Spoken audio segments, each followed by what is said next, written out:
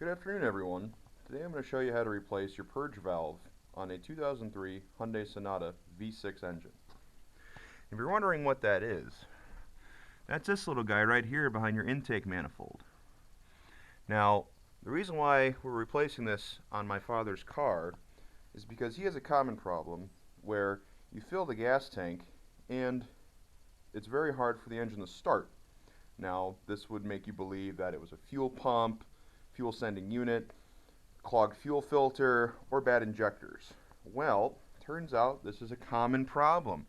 And if you're looking this up because you have the similar issue, this is probably what you found already. So, today, we will be giving him a new purge valve. Here's the part number.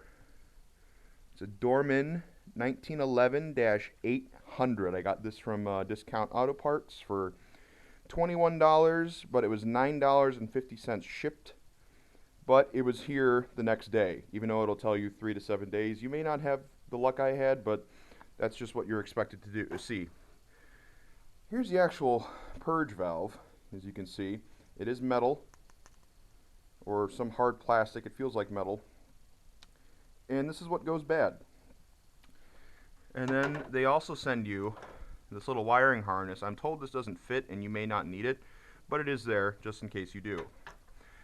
Now, things you're going to have to do is you're going to have to, these should be the cruise control cables if I'm not mistaken, but it's behind right here and you can feel it. So you have to disconnect this plug, and then you're going to have some really hard to reach hose clamps, and the hose goes up and around and it goes into your, this looks like your intake manifold, you know, where the butterfly is and everything, and it goes down, and you know, the other hose goes to God knows where. I'm not really sure. And excuse the poor lighting, I'm using a freaking headlight here, so yeah. So okay, let's get started. So right off the bat, the tool you're going to need is you're going to need some needle nose pliers to help you get at those clamps. So we'll try to get those off right now. Figure it'd be easiest to start here to help me lift the purge valve up. So we're going to try our darndest here to scoot that. And actually I can almost use my fingers, but of course it's never that easy. So, and they make a tool for this, but you know, I don't do this a lot, so I got to do it the hard way. We'll slide that off, and this should, in theory, slide off as well. Just work it back and forth there. There. So now we got this hose off right here. We have easier access to move this around.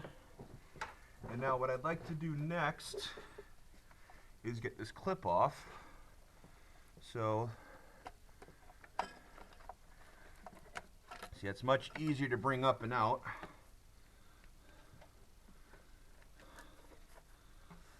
So there you go.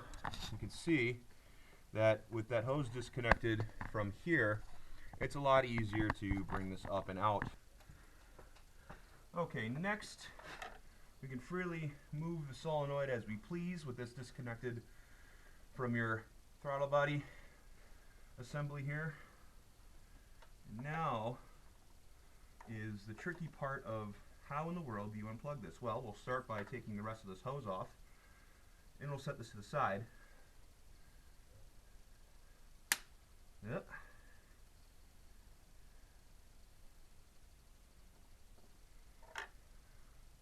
So work that up there.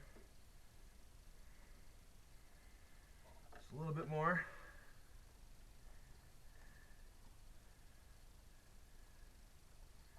There we go. There we go. Slide that up. And this should just pop off right there. And now if you want to remember what side you put it on, I remember that this went to here, so I'll just slide this on temporarily. Not all the way, of course, so I can get it back off, but I know that this side goes here, and this side is the solenoid side. Now, you have a hose clamp on the bottom here.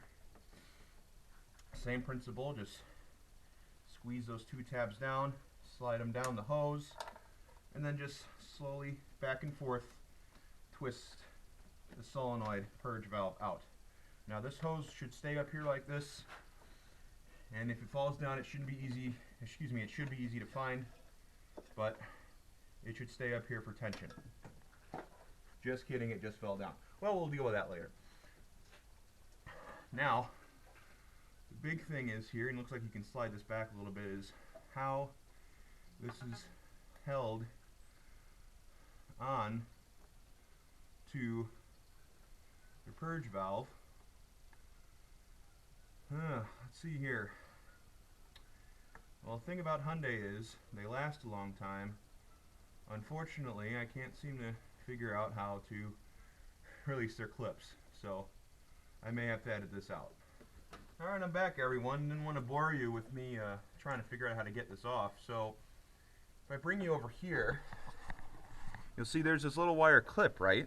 So where that goes is, you're going to see that actually goes over here, and that wire clip goes around, you know, that horseshoe goes like this, and it grabs on to these plastic tabs right here. Now instinctually you would think to push these down, but that's solid material right there. So what you got to do is you got to get something thin like a razor blade to get this hook out from here, and then you end up with that. And make sure you don't lose this, so when it's about to come out, be prepared to catch it. I did it over the intake manifold, just so if it fell onto something solid. So here I have the old purge valve solenoid. Now there's really no way to tell if it's gone bad. I mean, there's nothing physical on it like a worn part, but yeah, this is apparently the cause of the issue. And something you'll notice too is this will slide off, and what you'll notice is when you go back there, and it's actually really hard to show on camera, but there's a little slit this slides on, and that holds the purge valve. If I can try to mesh this up here, and that'll hold the valve. Actually, it's going to be like this. If this is the intake manifold right here, it'll hold it like that, so it's not rattling around. And then of course the plug plugs in up here. But yeah, don't forget, you need to slide that off. See, yeah, there you go. Slide it off, and then put this back on your new one. Okay, now I got the collar back on the new solenoid, or purge valve. I keep calling it a solenoid. It is a purge valve solenoid technically, but you know what I mean.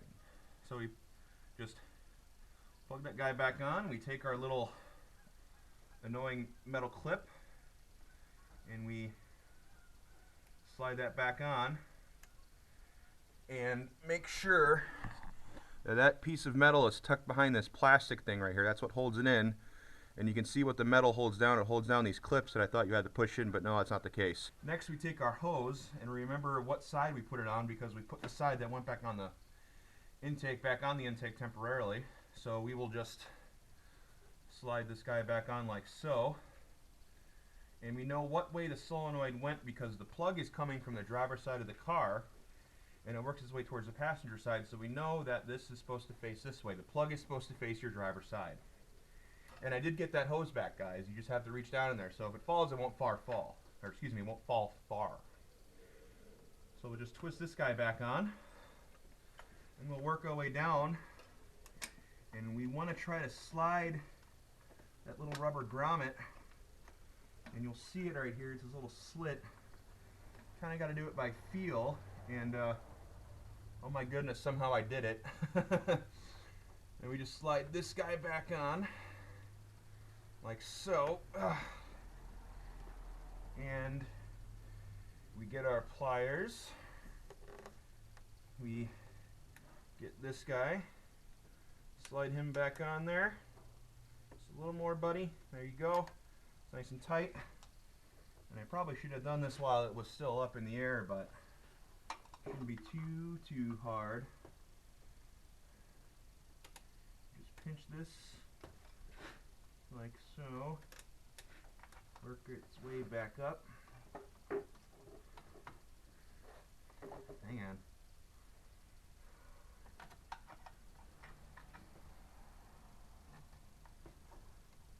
There we go. Easy as that. Now, Next time my dad goes to fill up, his car should start immediately. Thank you for watching. I hope this helped. And there you go, the finished product. Have a good day, everyone.